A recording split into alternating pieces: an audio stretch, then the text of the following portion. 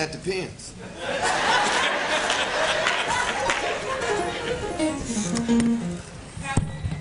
I have an arrest warrant issued by the Mother's Ministry. The charge is failure to repair the sidewalk. You want to step on down here, please?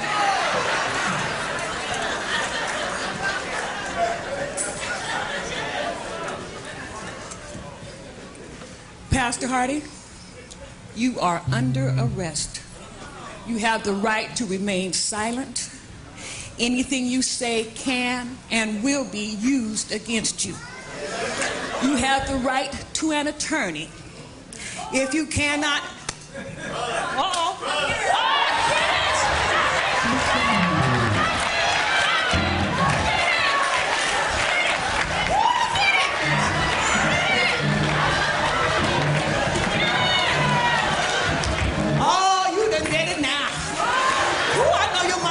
Not to run. Come on back here, Pastor. Back here. All right. Stop him. Diggins, hold him. He's a flight risk. Put the handcuffs on him. I don't want to handcuff you in front of people, but I will bop you with my stick. Okay, you have the right to an attorney. If you cannot afford an attorney, you will be appointed one. You have the right to wise counsel. You may take your Bible. Do you understand the words coming out of my mouth? Okay, once you are booked, you will be released on your own recognizance. Your bail has been set at $3,000. You must report to jail on Saturday, June 29th at 11 o'clock a.m. in the West parking lot. The bailiff, Mother Miller, Mother Ivy Miller, will take you into custody. Don't forget, Pastor, June 29th, next Saturday at 11 a.m. And Pastor, don't even think about skipping town. All right, I've got it covered. My posse, where's my posse? My posse. We got you, all right. So, we will track you down. So, Highland, the mothers want to invite you to a fun day, Saturday, June 29th. There will be live music provided by The Light, a rummage sale, fish fry, hot dogs, hamburgers. So everyone come on out and help Pastor raise his bail. And we're going to have a great time. Okay. Pastor, I'm your attorney. Does that scare you? It should if it doesn't. You will be out to do your job, to have your appointments, preach here at church until the day of the recognition. The day it all ends.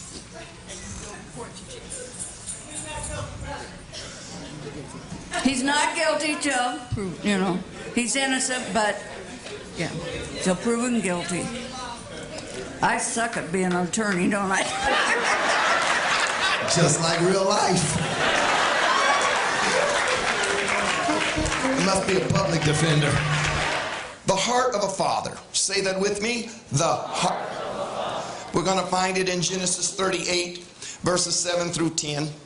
The background that you can read later this week is Deuteronomy 25, verses 5 and 6, and also Matthew 22, verses 23 through 33. Today, we will skip through some of this. Wednesday, we will go a little deeper, and hopefully you will choose some quality time during the week to read these verses for yourself. We jump into a very interesting event taking place. It's not a parable, it's not a metaphor, it's not a simile. This is a real situation that occurred. What I'm about to present to you will be presented PG or at least G, parental guidance or general, but we will not go into any depth. If you don't understand what I'm saying, call my assistant. We will schedule a meeting. What does it say in the text? The text says, and Judah's firstborn, was wicked in the sight of the Lord. And what happened, church? Say it again. No, the devil. The enemy. The Lord slew him. The devil didn't come get him. Satan didn't come get him. Imps, demons, devils. It was the Lord that knocked him out. Now Judah said unto Onan, go in unto your brother's wife and marry her, and raise up seed to thy what? And Onan knew that the seed should not be his. Now, Lord, you're pouring into me through Judah, telling me to go be with my brother's wife. You're pouring into me. But, Lord, I have a problem with this. My problem is what you're asking me to do for somebody else ultimately will not benefit me. Now, I wouldn't mind doing this if I was going to get the credit. I would not mind contributing, assisting, aiding, and abetting, if at least I could get part of the credit. Even if I couldn't be the star in the movie, if I could be the co-star. But I have a problem because what you're asking me to do is go do something for someone else and I not get the credit. Ask your neighbor, how do you feel about that? Wow. So what does he do? The text says, and it came to pass when he went in unto his brother's wife that he did what? What did he do? One more time. Least that he should give seed to his brother. And the thing which he did displeased the Lord, wherefore he slew him also. Wow. It's pretty crazy. That's nuts. You mean you want me to go in and give birth? Now, you know, if this was current day and they told you your brother's homegoing service has been finalized and your brother's wife didn't have any children, so it's your responsibility, brother, to go over to your sister-in-law's house and have a baby. Now, if this was today, I don't imagine too many men would scratch their head and say, oh no, I can't do that. I think they might get their Bible, and if you saw their car parked in front of sister-in-law's house, they would say, I'm doing the work of the Lord.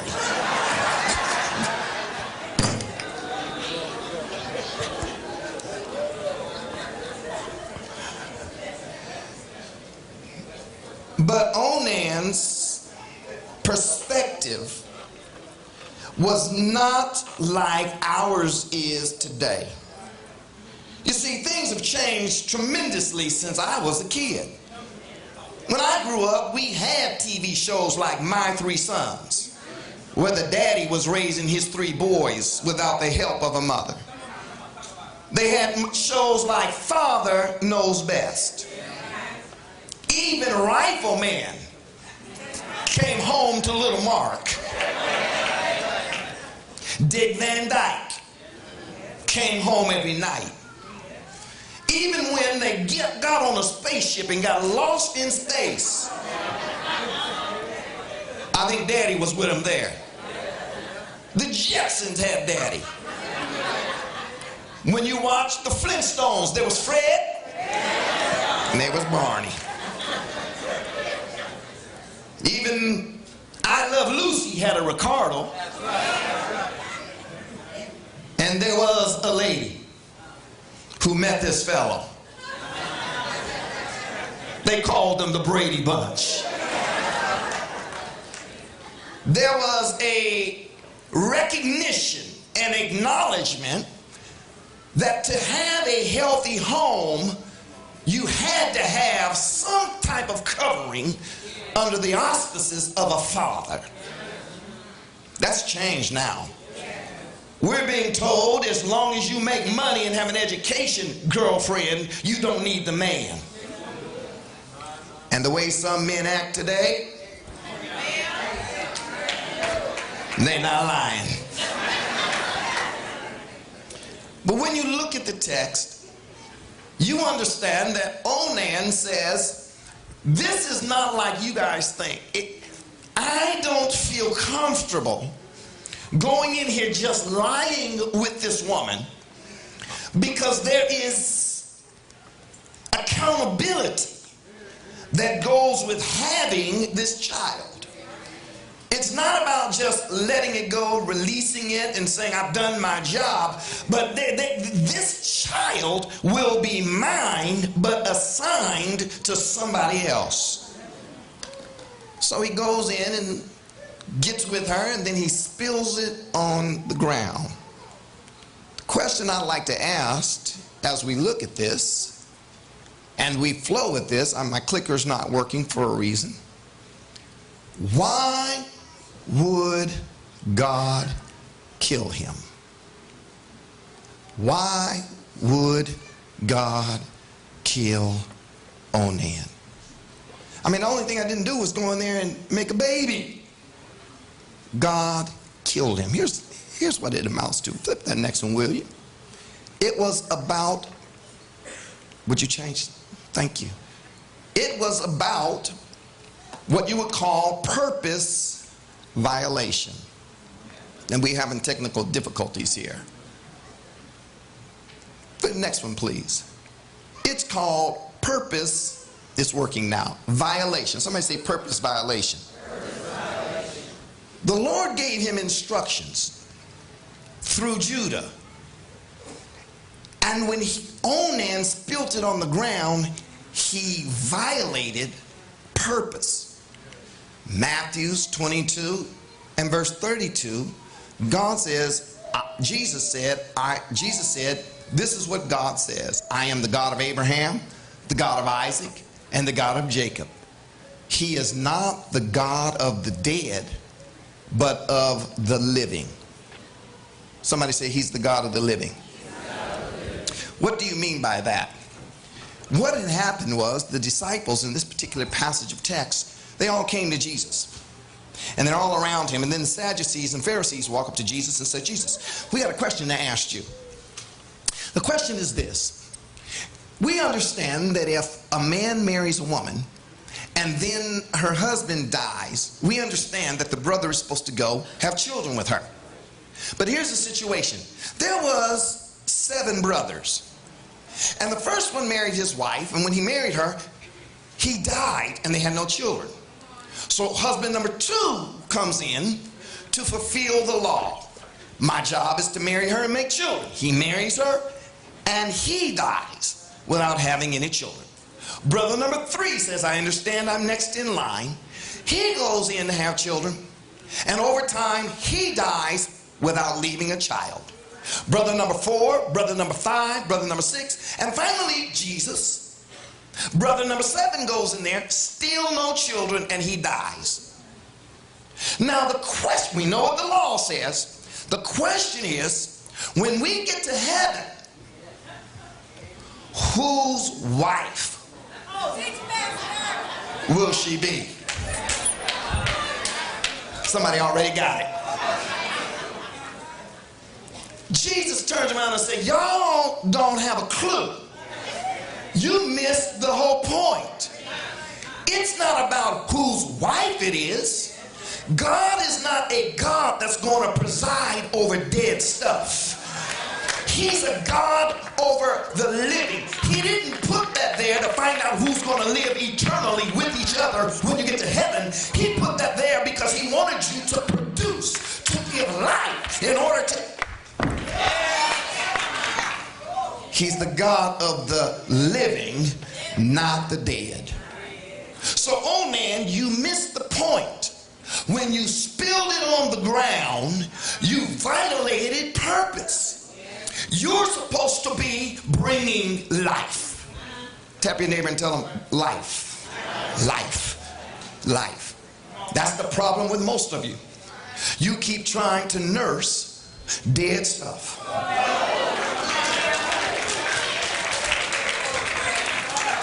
You've been out of that situation a long time, but it keeps rolling in your head. You've been through it. It cut the cords a long time ago, but it's still alive. You lose appetite over it. God is saying you are not supposed to be giving your energies and efforts toward focusing on things that are dead, that don't produce life. Oh God, must I talk about this? In other words, everybody experiences death, but every now and then you need to go through your closet and you need to realize, wait a minute, I will never be that size again. Let me take them clothes out of the closet. Can I come home with you and say, let me go on and get some new clothes and stop feeling depressed over the fact that I'm not going to be a size 6 anymore, a size 10 anymore. As a matter of fact, you look funny coming up. Tell your neighbor, let it go. If your ex hurt you, let it go. Tell your ex goodbye. The next time you see me, I'm going to be smiling. And if I don't have a boo, at least I ain't got you.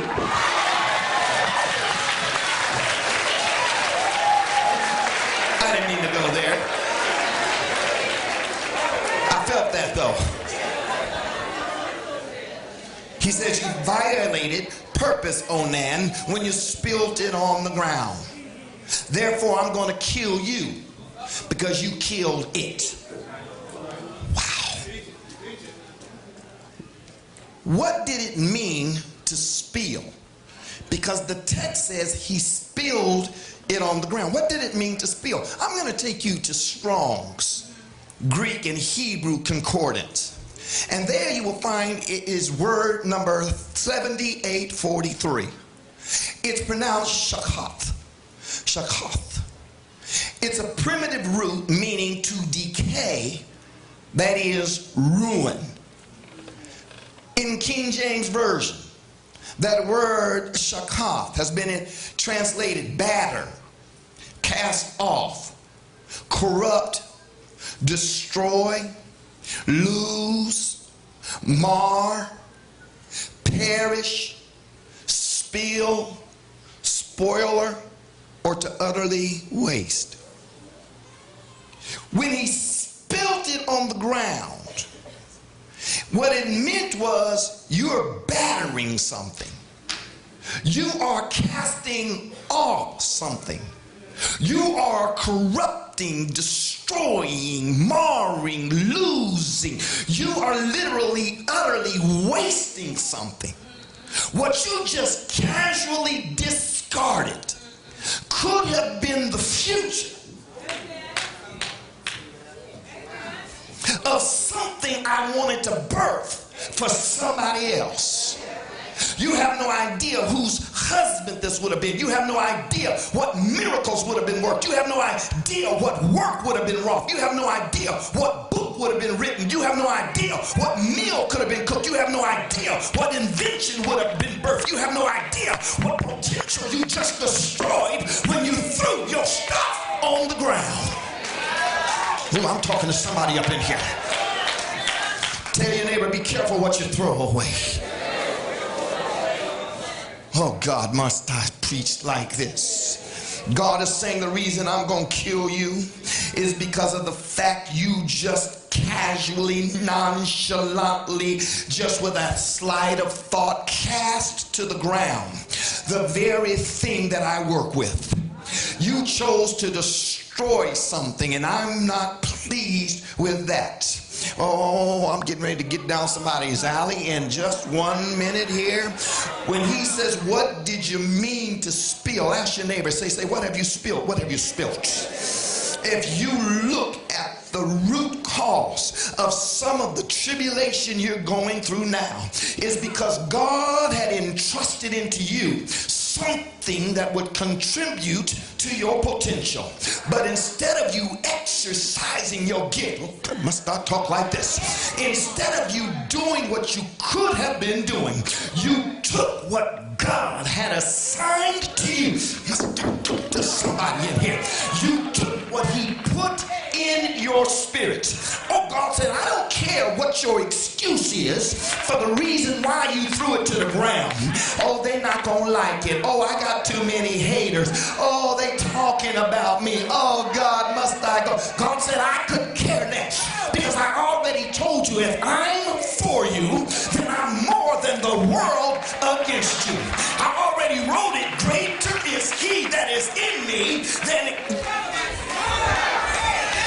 Tell your neighbor, you better use your potential. You better use it. You better use it. You better use it. It's not Fred you need to answer to. It's not Becky that needs to be answered to. It's not the validation of Jody or John, but God is the one that said, I put it in you. Use what I gave you. Oh, God. Tap your neighbor and tell them, you've got something in you. You've got something in you. You've got something in you. Tell them, because they need to hear it. Every now and then it gets crushed. Tell them, you've got something in you. You've got something in you. I know the devil doesn't want you to know it, but you have something in you. I know tribulations look like it's the opposite, but you have something in you. I know your bank account don't look like it, but you have something in you. Look at what he says here. I like this. He said he spilled it on the ground. He wasted it. Then I had to ask the question. We know that he violated his purpose, and we know by violating he spoiled, marred, cast down, utterly wasted. We understand all that. But what exactly was it that he spilled on the ground? I like that. Deuteronomy 22, 5 through 10. He says, it shall be that the firstborn which she beareth shall succeed in the name of his brother which is dead, that his name be not put out of Israel. Well, what do you mean? I'll tell you what it means. Right here is where Moses sat down and wrote. Remember when Jesus started talking about, about marrying the seven? What Moses wrote here in the book of Deuteronomy is he said something to this nature. He says, I've got news for you, everybody. When your brother's wife dies and she has no child, the wife of the dead shall not marry to a stranger. Her husband's brother shall go in unto her and take her to him to wife, and perform the duty of a husband's brother unto her. I like this. And it shall be that the firstborn which she bears shall succeed in the name of his brother which is dead, that his name be not put out of Israel. Let's talk about this for a second before I read 7. I didn't do that for the morning class, but we will do this one. He said, if the brother dies without giving birth to a seed, it's bigger than what you see. I want the brother to go in and I want them to have a child together.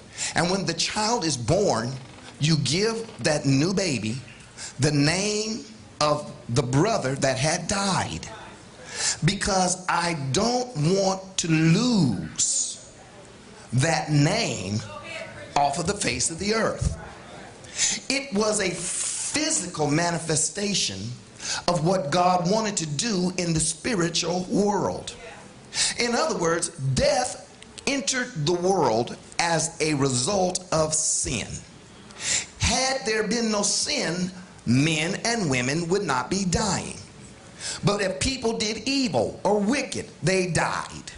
If people wanted to make more money and be happy, they started putting preservatives and nitrates and gluten and all that in the food, so you get cancer.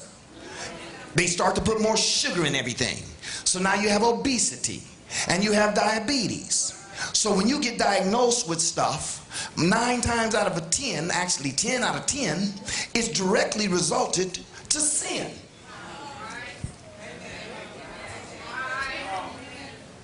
Turns around and God says, now because Satan comes in and you die physically because of sin, I want to let the devil know he doesn't have a victory.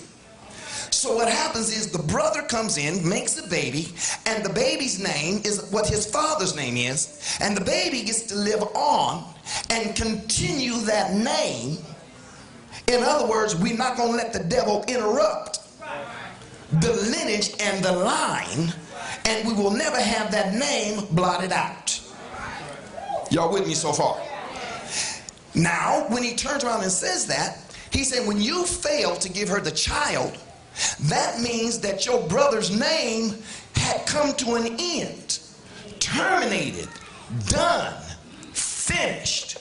And now you fast forward 2,000 years later, and we don't have in the face of this earth that person's name. This is what the devil does now. He causes the fathers to fall, get wiped out, put in jail, die early, walk off and don't claim their children, so that children are raised not wanting to claim the name of their fathers. Hold their head down. What's your daddy's name? He was a heroin addict, and you know, now Jesus is my father. God didn't mean it to be that way. God wanted you to say what Charles said this morning. I have my daddy's name, and what the devil meant for evil, he might have got my daddy, but he didn't get me. So I came to reclaim my daddy's name. So when the devil comes to me, I can tell him I'm standing in the gap for my daddy who didn't have the power, my daddy that didn't have the authority. I stand here now and say, you got him, but you can't get me. Oh, I feel like preaching right there. I feel like preaching right there. God Almighty. Tell your neighbor, don't be ashamed. Don't be ashamed. He's got a few more points. That's good. That's good. But listen to what he says. I gotta read this to you. Sisters, you're gonna like this. Verse 7 said, now if the man likes not to take his brother's wife, he don't want to do it, then let his brother's wife go up to the gate of the elders and say, my husband's brother refuses to rise up unto his brother, refuses to raise up unto his brother a name in Israel. He will not perform the duty of my husband's brother. Then the elders of the city shall call him. Come here, son. They shall speak to him. And if he stands to say it, and he says, I like not to take her, then shall his brother's wife come unto him in the presence of the elders, and loose his shoe from off his feet, and spit in his face, and shall answer and say, so shall it be done unto that man that will not build up his brother's house. And his name shall be called in Israel, the house of him that has his shoes loosed.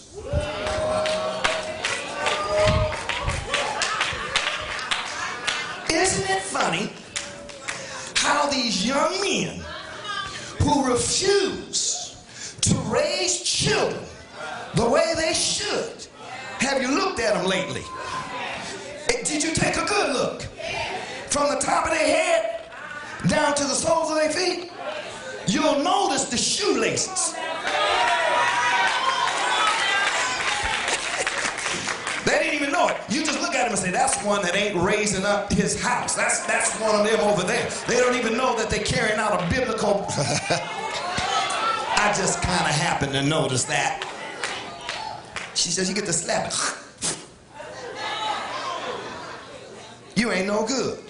Don't matter what you put on your suit. Doesn't matter how you showed up in church. Doesn't matter what board you on, what auxiliary you serve in. If you're not going to help build your brother's house, if you're not going to pour in to help your brother be successful, then you just come into church as a show.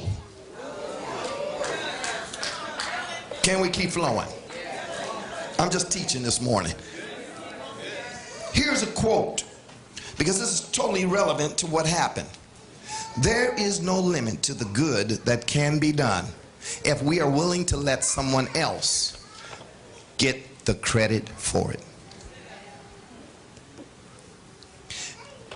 I think all of us fall into this category. There is no limit to the good that can be done if we are willing to let someone else get the credit for it. Onan said, I don't want to give this baby to her because I'm giving it away. That's my child. It will have somebody else's name on it. So if he goes out and wins a whole war, that's my seed. This is the thing that kills us in the church, and it kills you on your job. I used that analogy this morning. There's no limit to the good that can be done if we're willing to let somebody else get the credit for it.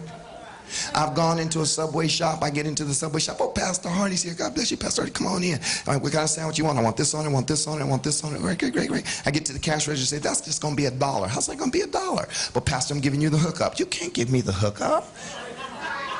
No, but you my pastor. No, son. What you have to do is set yourself up for success. The only reason you're giving this money away is not because I'm pastor. It's because it's somebody else's money.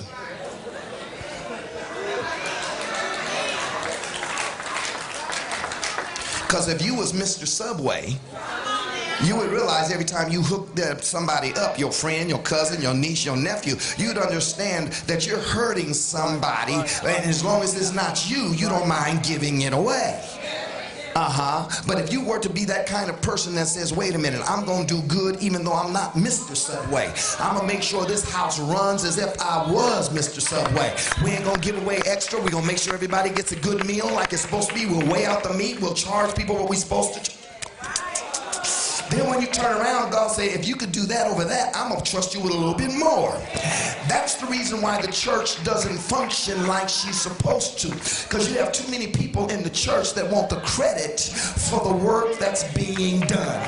We would have a whole lot more pastors if we didn't have pastors that say, I can't build Hyman, because Pastor Hardy, I'm not talking about these. I'm talking about the one that should have been sitting in this seat, the one that could have been sitting in that seat. We should have about 12 or 15 seats up here. But some folks said, rather than build this house, I'll go get me one and start a church with 15 members. And 10 years later, they still only have 15. But they're happy because their name is on the billboard. And can I preach this? Can I talk like I want to? I'm getting ready to preach myself happy. It's a whole lot of folks that can't find nothing to do in the church. But if they were the pastor, they go pick up the sick, they start a rummage sale, they go help the musicians, they'd open up the door because it was their church. But when they come here, they can't open the door, they can't raise an offering, they can't visit the sick. I ain't got no gas, I'm tired tonight. That's because you made the mistake of believing it's about me. But you got to be willing to say, I'm going to put my hands to it, even if I don't get the credit. I feel like preaching right there. Jesus. Thank you. Somebody in my corner over there. Sister Laverne, that's the reason why a whole bunch of women don't want to work. Because they're afraid you're going to get the credit. They'd rather sit down and say, Laverne, don't do this. Laverne, don't do that. If I had it, I would do it this way. I would do it that way. Listen, your job is to hold her up. Make the women's program be a success. Even if they don't mention your name, even if you don't get the microphone, when she stands up here, you ought to be proud that it's the women's department on the march for Jesus Christ. Ooh, somebody might leave the church over that one. You should have got happy and ran across there and just started shouting. Said, finally, Pastor, finally. Oh, it ain't just you, Laverne. It's Mother Ivy.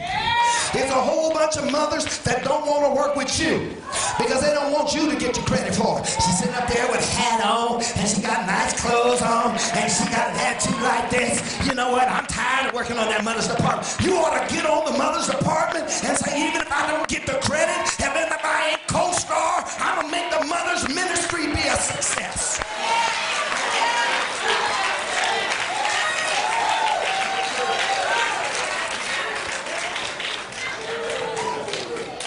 Tap your name and just say, knock it off. Just knock it off. I could stay there for an hour, but let me keep moving. Keep moving. What do you say? Who's arresting who?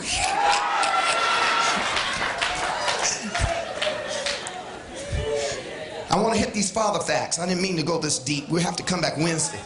I want to hit some father facts. Father facts. Father fact number one. God created us to produce. You are designed, created. There's a schematic over your life, diagram. And the ultimate purpose for God producing you is so you can produce. He created man or woman, he created you to produce. That's why he says in Genesis 1:28, he blessed them, told them be fruitful and multiply. You must understand that in the process of doing that, Satan wants to destroy the seed. Because in Genesis 3:15, he says, I'm going to put enmity between you and the seed, Satan and the seed. There's always going to be a fight between you and the seed to limit, prevent, impede the success of the production process. Two, you need to understand seed and ground are required. That's a fact. Somebody say seed and ground. You cannot grow it without seed and ground. Now, you can hydroponically grow something, which means you're growing it in water, but water is still considered the ground. There must be something that you put into in order for something to come out of. Y'all with me? Three, sowing and receiving is the process. There must be a sowing into in order for there to be a receiving out of. It is a process. Seed gets sown into ground. Ground produces. And then you have the sowing and the receiving. Y'all ready for number 4? I can understand 1, 2, and 3. But Pastor Hardy, I am seed and I am soil. Say it with me. I am seed and I am soil. Now, how can I be both? We are soil that must be prepared to receive and then be sown into. Wow. I'm soil that must be prepared to receive. And then,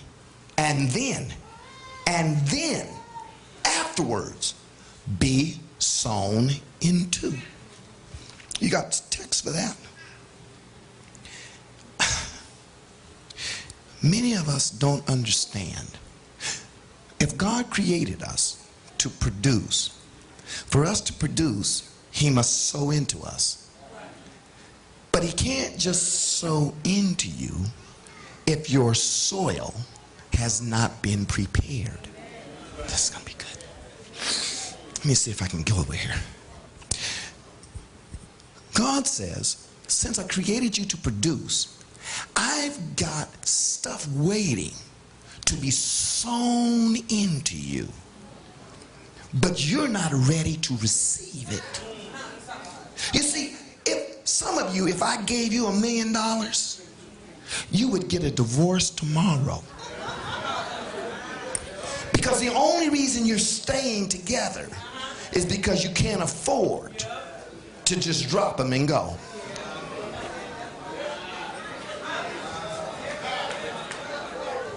I mean, if I could tell you, fine, goodbye, I'll see you, don't want to be you. There's some of us that got a little party still left in us. And if the Lord blessed us with $1 million, we might send the church $250,000 and then 3 weeks later find out you overdosed on your celebration party. I know I'm telling the truth.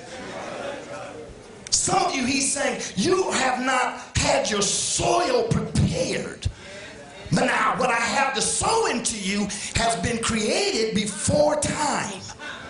But I've been waiting for your soil to be conditioned for what I want to impregnate. down into you. You must understand, before I impregnate you, your cervix is going to have to be busted.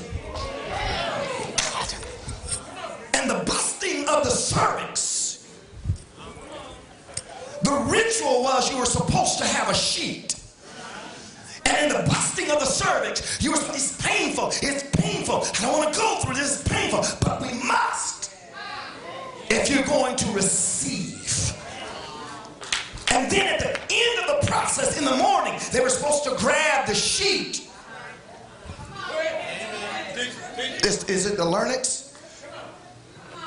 And they're supposed to bring it and show the fact that they have been penetrated and something has been impregnated in them. How do you know? Here's the sign of the blood. See, some of you want to produce, but you don't want to be penetrated to the point where there's blood.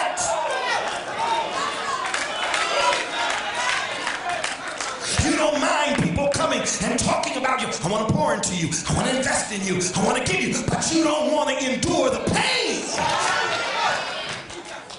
Yes, you want it, but you don't want to cry all night long. Yes, you want to be poured into, but God says sometimes when I'm preparing you a soil, I will let you stand by yourself. Sometimes when I'm preparing you, your spirit is so hard, I got to send a storm into your life. I got to let it rain and rain in order to soften you. Oh, I can preach if I have to preach to myself. Sometimes, God, you're asking, why, God? When, God? How long, God? Lord, I'm looking for it. God said, but you're not ready for it. You not only have to have your soil prepared, but I can't just pour into you at any time you want me to. You've got to wait for your season. You might have to endure winter. You might have to endure fall, but surely planting time will come. And if you hold on, Job said your change will. I don't know if I should preach like this. Tap your neighbor and tell him, go through it, go through it, go through it. It'll be worth it. Other folks won't understand why you're going through. It'll look like it's their season when it's not your season. They'll be testifying about what they have. But if you hold on, God said, I'll make everything be turned around for your good. If you've done everything to stand, just stand anyhow. Just be there. I feel Holy Ghost in here. Is that my musicians, y'all queuing me up? Man, I'm going to have to come back Wednesday.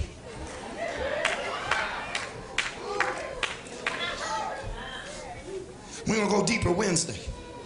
This whole section be full on Wednesday, and we just pack them in here. If you can't make it, I understand. But you're missing more than we missing you. We're missing you. He says this, because you are the soil, sow to yourselves in righteousness, reap in mercy, break up your fallow ground. For it is time to seek the Lord till he come and rain righteousness upon you.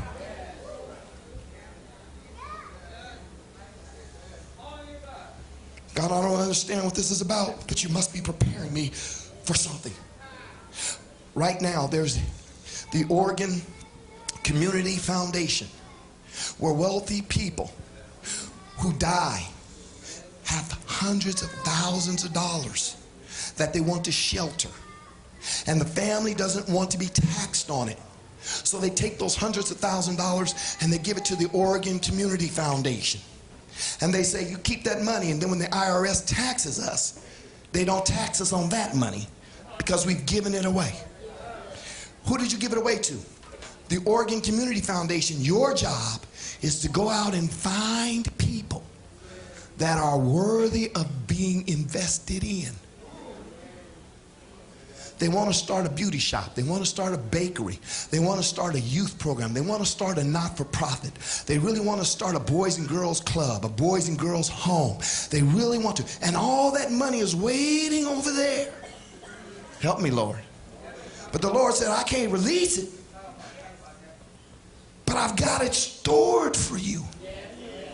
Angel investment. They lose more money than they make, but they take angel investors, hundreds of thousands of dollars, and they invest it in entrepreneurial startups.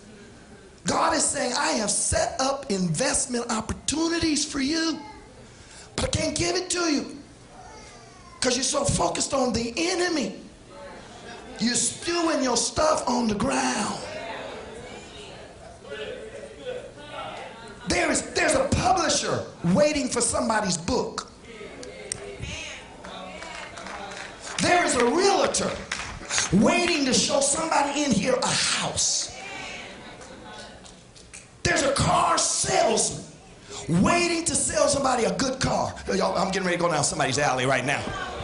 There is a spouse somewhere waiting for their companion. Saying everything I'm saving up, I'm just waiting for them to come in. When they walk in, I'm going to know who it is. That's good all by himself. He says, I'm saving. Now watch, I got to keep moving. God, I didn't mean to go there. I could have gone deeper. While you are the soil, and God has set you up so he can pour into you. There's something he wants to put in. You were created to produce. Produce. He turns around and he says, God bless you. Watch this boy. You started something. Somebody say he started something.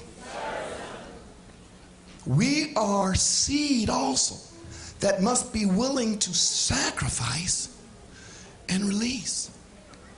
Wait a minute, God, I'm soil. I got that one. Oh, I got happy. Thank you, Jesus. I'm on my way. You getting ready to sow into me. I'm getting ready to make it. I might have to weep. I'm getting ready to make it. That's about me.